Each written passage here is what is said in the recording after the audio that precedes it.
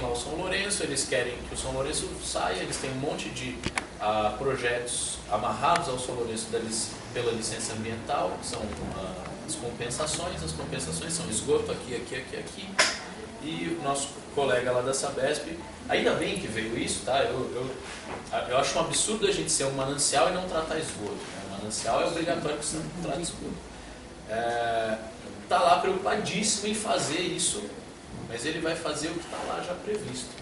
Quem vai determinar o caminho de crescimento do município e onde que nós vamos ter futuro atendimento de esgoto são vocês. Então, talvez ele tivesse aqui, ele influenciar, não, minha ideia está aqui, então nós vamos crescer aqui em volta desse círculo aqui que eu posso aprender. Não. É o município que vai dizer que a gente quer crescer lá no Barnabé, beleza. Então lá não tem, só vai ter fossa, não sei o que. Nossa, Sabesp, você se vira e põe o que for necessário. Entendeu? Quem vai determinar são vocês. Principalmente se tiver a lei específica. Então, o Paulo matou uma charada que eu bato um pé forte para todo mundo que vem nessas reuniões. Nós vamos fazer o PDPA. Nós vamos entregar o PDPA aqui para... Aliás, o PDPA não é do município. Tá? O PDPA é da bacia, do pedacinho da bacia hidrográfica que é manancial. Então, é o PDPA do Alto Juquiá, envolve 3 municípios. Feito esse documento, os 3 municípios, ou quem mais quer... O coordenador desse grupo de trabalho. Então, nós dois temos que ser parceiros, mas você vai defender um lado e eu vou defender um outro. É esse lado aqui. O próprio PDPA, ele já diz e ele é separado por uma preposição. Plano de desenvolvimento, o que nós queremos é desenvolvimento mais sustentável, politicamente, que seja ordenado por critérios que também preservem o município, como o próprio Paulo falou. Tá certo? Por outro lado, tem a proteção ambiental. Aí é que entra a preposição. Um lado vai ser o município, o outro lado vai ser o governo. Tá? Paulo falou da questão da pressão do próprio governo em usar a nossa água em benefício deles, já é um problema aí que muitos têm acompanhado e têm visto aí a questão da transposição da água de Juquitiba. A gente viu que até o Rio de Janeiro está brigando com São Paulo para a questão da captação da água lá do Rio Paraíba. Então tem consequências futuras. E nós teremos aqui também consequências futuras. Mas não cabe a mim, não sou técnico na área. Né? Mas falando politicamente e administrativamente, eu diria o seguinte: o Estado vai vislumbrar os interesses dele e vai defender com todas as forças.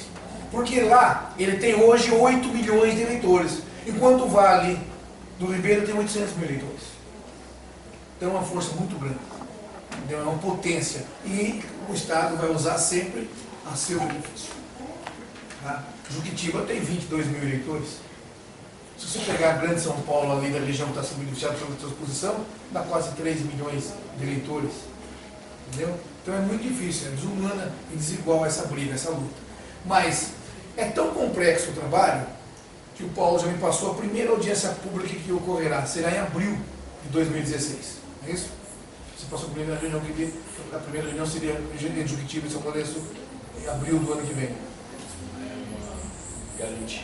Mas foi uma data que você deixou para mim mais ou menos. Então você vê, nós temos praticamente até abril que desenvolver um trabalho em Juquitiba. Esse grupo aqui. São quantas? São 6 audiências públicas? Não, a região toda foram 10. Não, são 30 na região metropolitana. Tá, mas aqui para a nossa região da bacia do Alto Juquiá não tem uma definição. Tá?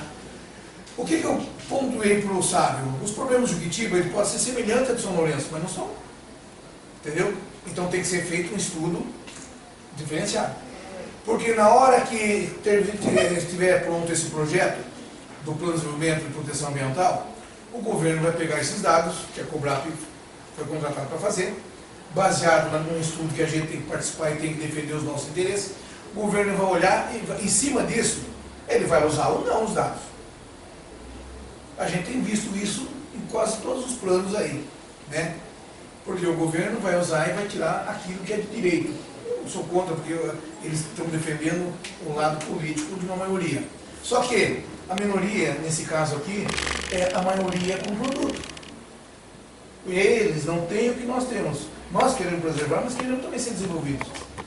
E quando cair na mão dos técnicos para fazer lei, vai usar aquilo que o governo determinar. olha, eu quero que Juquitiba continue com essa restrição. É a mesma coisa que você falar, não, qual onde vai ser a zona? Uma modelagem. Da Guarapiranga foi A mesma modelagem ou outra? foi uma outra modelagem, a da Billings foi a mesma modelagem que foi agora, a do Alto Tietê Cabeceiras foi a mesma modelagem. Da Guarapiranga foi diferente, era a versão 1 e essa agora é a versão 2. O que o Jair está falando, até pegou na sua colocação. O que eu entendi que o Jair está querendo falar é que você nos defenda, Claro. o seu trabalho com a gente, você chegar, né, não antes de colocação, chegamos aqui depois e falou assim, olha, vamos mudar. Vai ter que mudar mesmo por causa disso. Então tem que chegar lá, não, é isso. Se você colocou um interesse na Cobrap muito próximo ao governo do Estado. Não. Eu não vejo isso. Não. Talvez então eu não me expressei corretamente. Eu disse que você é que a Cobrap é que vai elaborar o projeto, ou pelo menos o anteprojeto, para que seja levado todos os dados. O que eu espero que a Cobrap faça é a aceitação de alguns dados, dos fundamentos levantados, da discussão que nós temos, para a solução, entendeu? Até para que o município possa ter autonomia de alguma coisa. Porque hoje não tem autonomia de nada. Plenamente. Entendeu? Hoje não tem autonomia de nada. Hoje a autonomia que nós temos é só prometer. Se vocês falarem assim, sabe, começa com um paradigma de que o zoneamento é todo industrial. Então eu vou trazer para você aqui o máximo que eu conseguir pintar de indústria. E eu vou seguir isso, é o que você pediu. Você vê o Paulo como técnico e como um ex-vereador, ele apresentou um projeto aqui que pega o lado político e pega o lado social, que é a questão de 1.250 metros, falou ali? Uma das coisas que é o objetivo da gente é mudar esse limite mínimo de construção, que hoje é de 500 metros, na classe A, pelo menos para 250 metros, porque nós não temos nenhum imóvel em classe A que seja de 500 metros. Não serve, tem que ser 125, se não 100. Vocês têm que olhar dentro, como que você vai, uma proposta, aliás, para o nosso amigo que tem aqui o mínimo, né? 125. Qual é a realidade? A realidade aqui fora é 250. Se for, ótimo, a gente faz 250. A realidade que eu, quando passo na cidade aqui, vejo é 125. Não é 125. Mas mesmo tem assim, exceções, mas prevalece 250. Prevalece mas poderia ser 125. Poderia ser 125. Tem áreas que poderiam ser 125, áreas que poderiam ser 250. Você, quando coloca 125, você inclui 250, né? Mas- Enquanto se você colocar 250, você exclui 125. Então, se dá para trabalhar na modelagem 125. Mas tem quantas pessoas que precisam de comer, beber, né, residência, tem um monte de situações que nós precisamos dar apoio para essa população aqui. Então, não é que ele vai querer vai salvar os melhores votos dele. Mas aí que eu falo para você, Deus é tão bom que ele deixou a lei específica para nós decidir aqui. Né? A nossa lei específica agora é que vai decidir. Não que nós queremos conflitos com o meio ambiente, com o ser humano, que é o homem e a natureza. Eu acho que tem que pôr nessa posição assim. Porque na hora de nós defender lá, nós vamos defender sim. Mas não para ele entrar de novo, onde ele vai criar uma lei aqui, ele vai roubar de novo outras coisas, por onde? Para onde que ele vai entrar para roubar o Juquitiba de novo? Está roubando, entrou ao contrário. Ele está tirando água pelo Ibiúna, que a lei lá pode ter tirado. Cavou um assim, desceu toda a água e veio para o município de Ibiúna para levar. Mais flexível lá, né? E o que ele está dando para nós aqui? A compensação está lá, esgoto, assim. Não, em vez de esgoto, desculpa da palavra. Para ter esgoto tem que comer, tem que beber. Senão você não vai ter as fezes. Né? Então vai tratar do que então? Se desculpa de eu falar. Mas então nós temos que ter transporte, tem que ter tudo, educação, saúde e comida e moradia. Principalmente para quem já está aqui. Para quem vai vir, tudo bem, vamos dar, mas para quem está, nós temos que pensar nisso. Porque senão nós vamos fazer uma lei, o que vai fazer essa lei aí? Eu sou da RPPN São Judas Tadeu.